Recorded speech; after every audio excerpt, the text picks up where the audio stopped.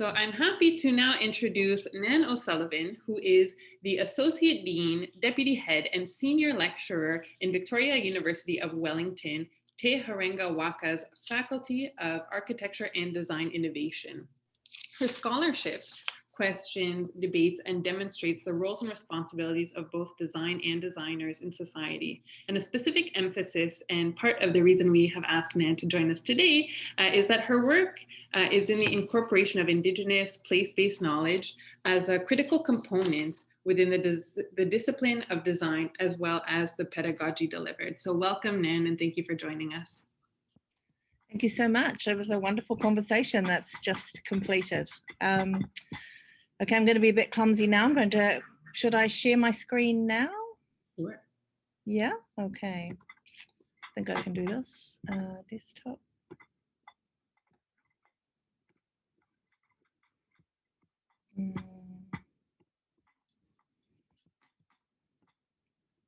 Is that working? Yes, looks great. Oopsie, hang on. I better get you back to the beginning, might help. Okay. Perfect. Okay, shall I begin? Yes, please. Okay, so kia ora and thank you very much for joining me today. I've heard through the last conversation that a number of people are sitting through a heat wave for the noise of fans. Well, it's a cold, wet and blustery winter's day here in Wellington, and there is building work going on. So I hope I'm trading up a drill for the fans that you might have heard in the last one. But on the upside, the World Design Organization very kindly have slotted me in on the 2 p.m. on the 29th of June here in Wellington, which is an incredibly convenient time to be presenting. At the end of the presentation and the Q&A, I have invited my colleague, Bobby Luke from Ngāti Rānui, to join us to also give a much broader perspective on some of the things that I'm talking about today.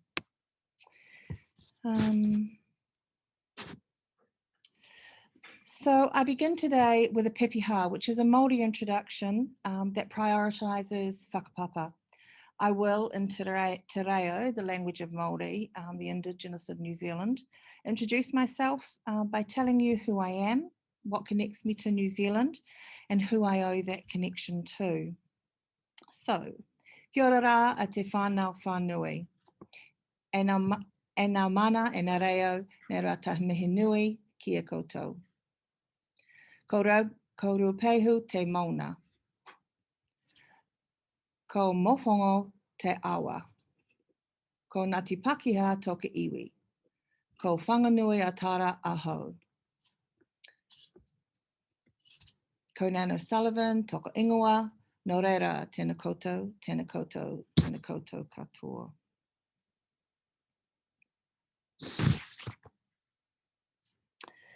So this was a nod to the past, perhaps. It shows respect, one might say, but it is so much more than that. It's an acknowledgement of relationships spanning the past, the present and the future, and of the respect and responsibility embedded between people and place within Te Ao Māori and the Māori worldview. So today's presentation sort of reflects on a piece of work I wrote for the Swiss Design Network, published by Valleys in Switzerland, called The Design Struggles, Intersecting Histories, Pedagogies and Perspectives. And the piece I did was called Do the Mahi and Reap the Rewards. And it discusses how we at Victoria, Te Harenga Waka, the School of Design Innovation, are working, and that's an active word, towards the integration of indigenous knowledge in design education. So perhaps a good place to start is within the context that we're working. So New Zealand Māori are the indigenous people of New Zealand, and alongside many others from the Pacific nations contribute to New Zealand being a bicultural nation first and foremost, and then a multicultural society. The kaupapa, the mission, the goals, the beliefs and the values behind this work starts with an acknowledgement that Indigenous knowledge isn't old knowledge. old knowledge or knowledge that's relevant to distant, now outmoded times. And as a recognition of that wisdom continues to evolve through rebellious, resistant, and resilient cultural practices. My position here, I am Pakeha, a white New Zealander. But I have Māori whānau, I am not Māori. This doesn't diminish my commitment or my colleagues' commitment with and as tangata whenua, the people of this land, to value te tiriti o Waitangi, the Treaty of Waitangi, that guides and challenges us as and to be a bicultural nation. So stated, and this is where it starts to talk about Victoria, stated in Victoria's strategic goals, its teaching and learning strategies, and its Māori strategic framework and outcomes, is our commitment to respect the Treaty of Waitangi and Mataranga Māori, that is indigenous knowledge, Māori knowledge, as it motivates us to influence and inform societal change for the betterment of Aotearoa New Zealand. We embed te reo, language, tikanga, values, and matauranga knowledge in our university's activities, including our research, our learning, and our teaching. So guiding this are 6 tikanga Māori values. I'm not sure if you can see them all there. So at this point, rather than just repeating what is in the chapter that I wrote, I think it's attached in the resources somewhere, I want to build a little further on that. So critical to any integration or engagement with matauranga Māori is ensuring that there are staff and students with this knowledge to do so.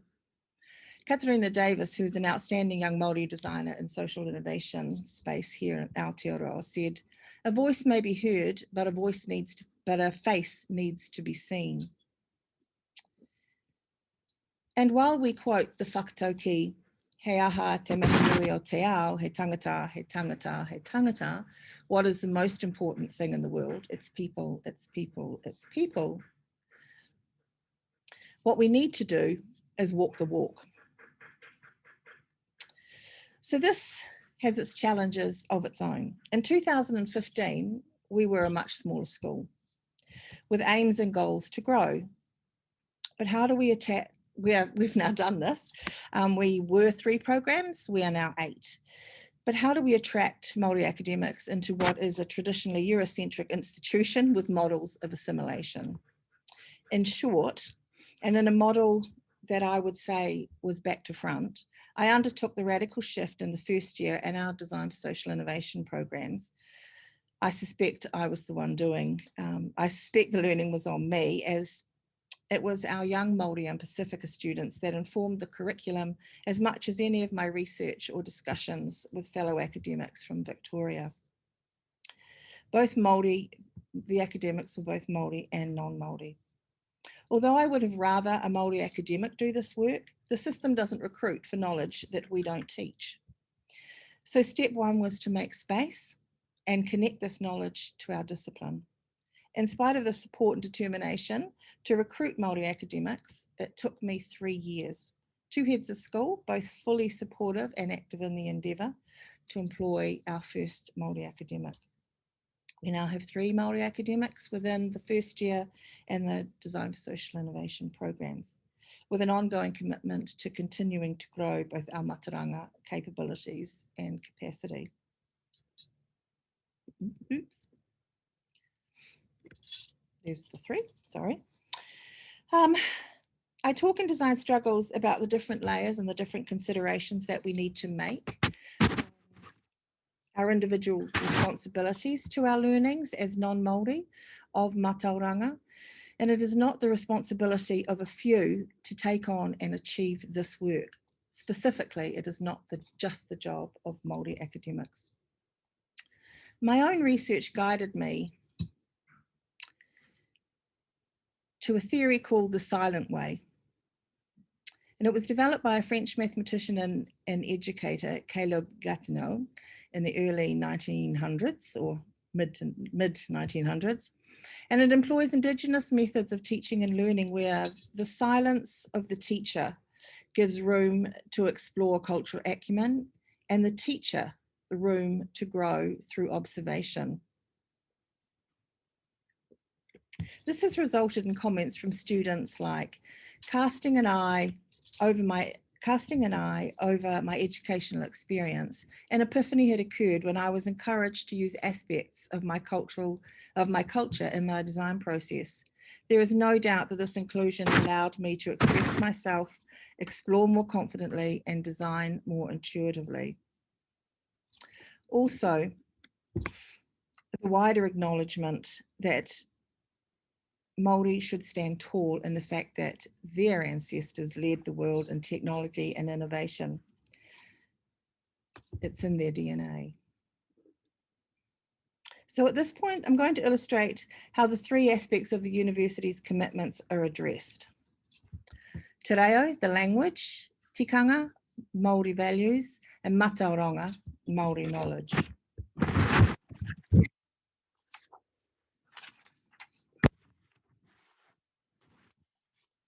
Okay, so te reo, how do we look at language and introduce te reo into the university?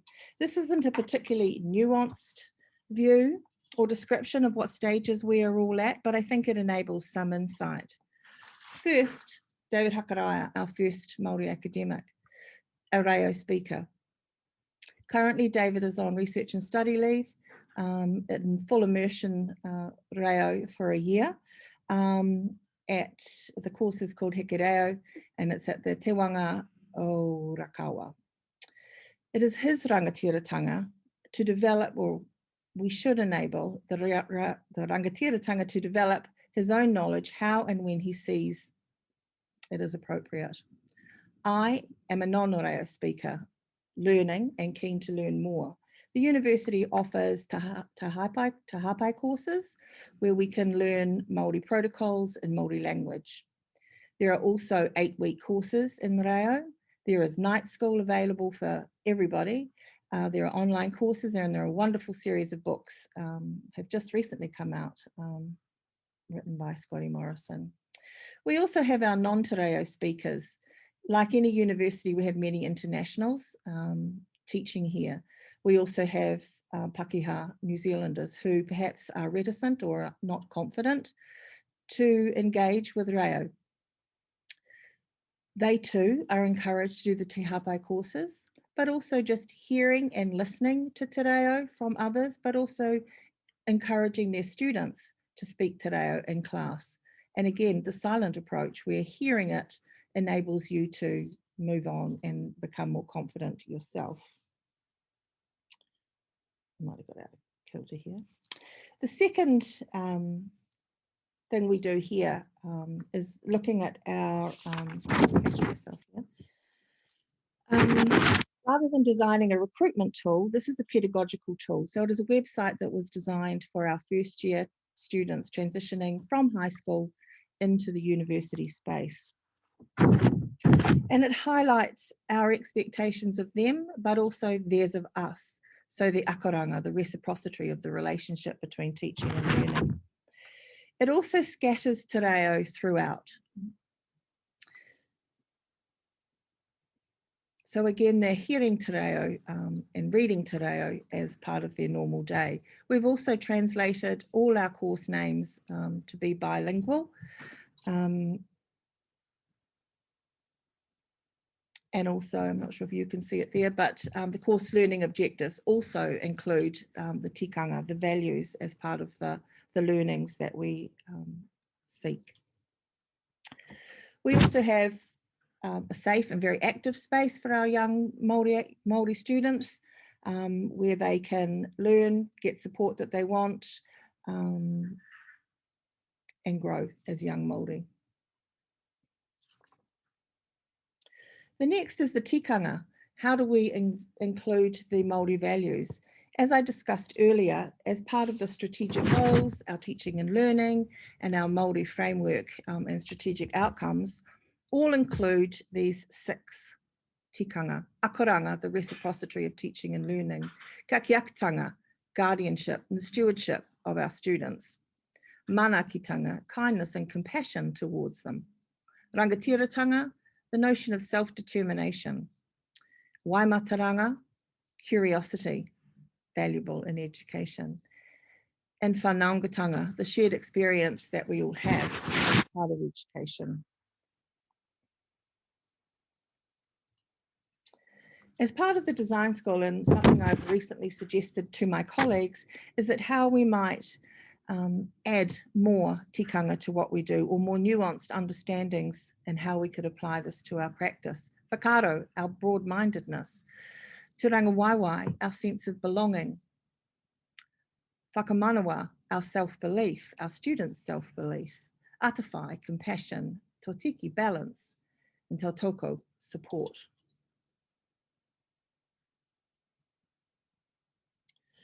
One example of Turangi Waiwai belonging, and I'll just read this, is that as part of a social movements conference recently, our two faculties, the School of Architecture and the School of Design, historically for the first time joined forces to demonstrate the power of creative collaboration and co-design as a tool for social empowerment, brought on by rangatiratanga. By combining understandings of commensality, social eating, with hakari, feasting, to demonstrate belonging, turangi waiwai, hospitality, manakitanga, and respect mana, we created a co-designed dining installation during the conference to celebrate the social interaction and co-designing opportunities as part of commensality and hakari. This was an amazing event, and it built so much spirit within the school. It was titled Kindness, which is a play on kindness and the word kai, meaning food.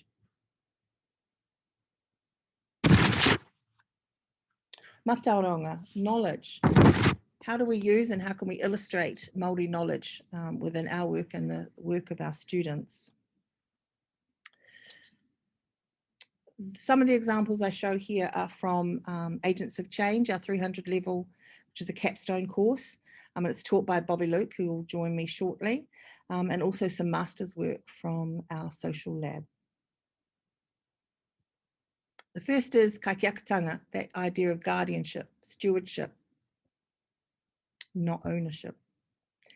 This is a project, Hari Te Kai, which means come for some food, come for a feed. And it was done in relation to a brief that talked about the Sustainable Development Goals, which align beautifully to tikanga, and also a post-COVID world. So how can one improve by educating and enabling better food practices in some of our marginalised communities?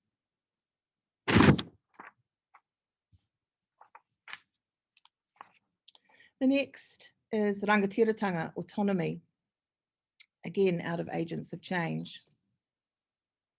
This aligns to the Sustainable Development Goal, Peace, Justice and Strong Institutions. The student, Sam, designed a game that enabled, again, people who weren't confident, or reo speakers who aren't confident dealing with governments or people in power, and enabled them to start conversations and communicate their wishes, their frustrations, which are normally lost. So this was a very valuable game. Akoranga, reciprocity, very valuable, obviously, in education. This is a piece of master's thesis done by St Andrew Matautia. And he speaks to the inequities of education for Māori and Pacifica students. His creative practice is obviously photography, but he spoke beautifully of an indigenous, a Pacifica theory of tava, space and time, again, very much about reciprocity.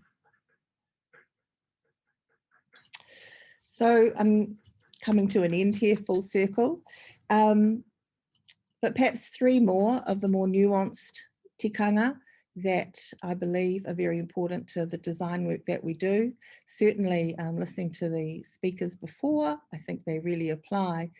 So we have self-belief, whakamanawa, we have manakitanga, kindness, and we have atawhai, compassion.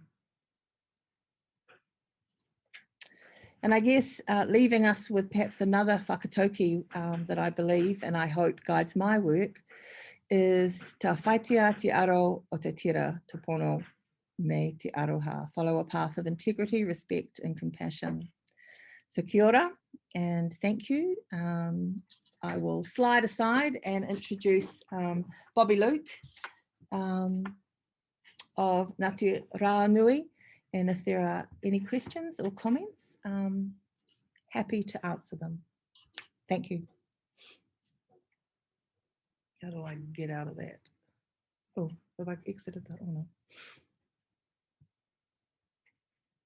Do I just do that?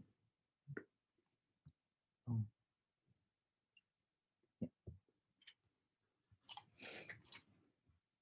Great. Thank you so much, Nan, and welcome, Bobby, to our session. Thank you both for being with us today. I think one of the questions that we received, and is also a question that I actually have, is, Nan, maybe you can tell us a little bit about how you got into this work. Was this something that has been an interest of yours for your entire academic career? And as a second part or a second question would be, for those who are working in institutions, how or where might they begin the kind of work that you have progressed so fully with up until this moment? If they're just starting at the beginning, where might they start, if you have any words for them?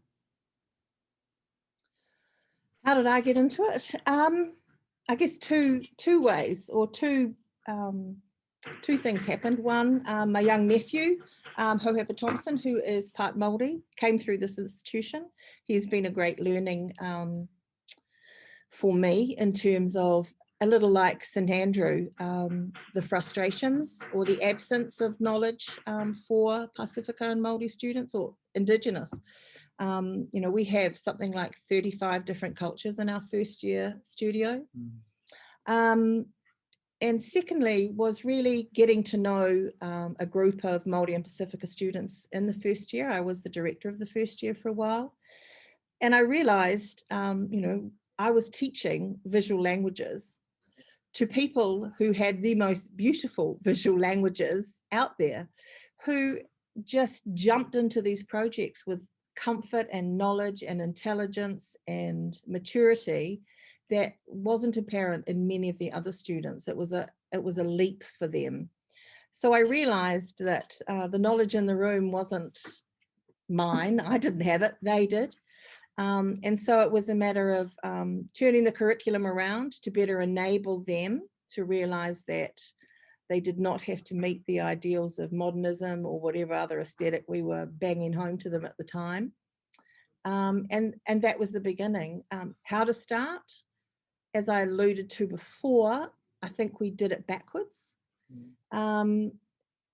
If it was a perfect world, we should have recognized that we needed this knowledge and employed 2, 3, 4 people to plan the integration, to strategize how this should be done. But as I said, even with everyone on the team enthusiastic, trying to employ for a role or knowledge that we didn't yet teach, required me uncomfortably as a Pākehā to find the space, place, I guess, a stick of some sort in the ground, and establish that we needed this. And thankfully, we have the likes of Bobby and David and Tuakana, who can do a much better job than I do. Thank you. Thank you. Bobby, a question for you if we can. How do you leverage your work as a pathway to decolonizing design? And what tools, if you have any that you can suggest, or steps can designers take in their own work? I think steps in terms of decolonial futures within a institute or a university. I think for me right now, this as an early career academic, I think it's just being in the space and just understanding ways how I can navigate a space of just being myself as a Māori. Are the first stages of thinking about decolonizing spaces, and also bringing what I see as something as mundane in terms of cultural aspects, and putting that into and integrating that within the classroom. Nan's talked about a range of values that we really uphold, and some of them I don't really register because it's something that I'm already constantly doing on a daily basis. That it's just something that I haven't put a name to in such ways. So really bringing what I know from where I'm from into the classroom is probably one of those things.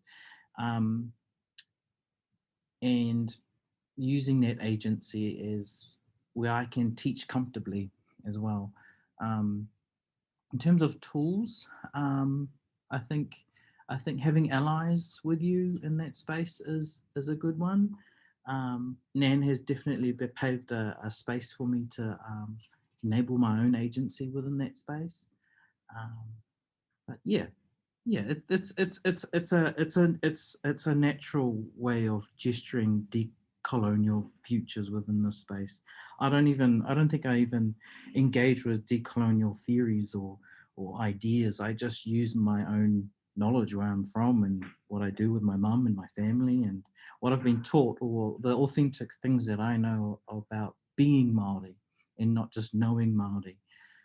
And that's one thing that I teach, is knowing the difference of your knowing and your being, because those are the things that are really important, I feel, for anyone, not just for Māori or an indigenous culture, but for anybody who can understand that and the environment that we're in as well. And actually, if I could just riff off you there, Bobby, one of the really important and probably first learnings, Bobby's been with us 18 months, and very early on, he probably enabled, a really strong piece of learning from me when he said that, Indigenous need to make the decisions as to how and what they teach.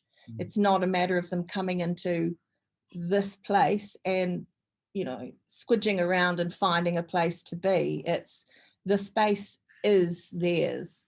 And if Bobby wants to and has at times, conducted class in the reo or had singing lessons to learn the reo, then that's what we do. And the students love it. Okay, great. We have a couple audience questions. We have 3 actually in the Q&A. I think we'll only have time for one more, but if Nan or Bobby are available just following your session to type an answer into those questions, I'm sure that would be much appreciated by the participants. So we have one of the questions that was posed: how to change the university academic system based in Western practices to integrate Maori people with their ways of being and doing, not end up with tokenism. Get Māori to do it. Bobby, you probably, I spoke over you. Go for it. Yeah, I think it's just letting us take the reins and giving us the agency. Everyone's talking about diversity and inclusion, but we need inclusion with agency, and I'm that agent, and it's based on the terms that I see fit, because I'm the one that has that knowledge of mātauranga. So. And then when you have allies like Nan and David and those who pinpoint the importance of that knowledge, they give that agency. And when you give that space to that person, or the likes of me, things become a bit more authentic in that space. There are little cracks in some spaces, and I think one of those cracks for me is to not only teach Indigenous knowledges or Indigenous ways of being, but also understanding a way of a for Māori by Māori approach. I think on a wider scale, a lot of people see that as something separatist, but for Māori, it's understanding that it's for our people, by our people. And this is a space where I find a little bit difficult when I'm teaching non-Māori students. And I'm trying to educate them in ways where they can go about their days, where they can enable spaces for Māori after understanding what they are. So pretty much our non-Māori students, I want them to be like Nan, who can give them space to enable agency in that arena. But yeah, hopefully that answered the question. Perfect. I think that's a great answer and a great place for us to end it. Nan, we see that you're typing your answer, so we'll look out. Can you see me as I type? And you can see Nan O'Sullivan is typing an answer. So I'm sure that people will be looking I'm a out. slow typer. Be patient. Thank you. Thank you both for your time and for Thank sharing. you so much. Awesome. The conversations have been great today. Thank you. Thank you very much. Happy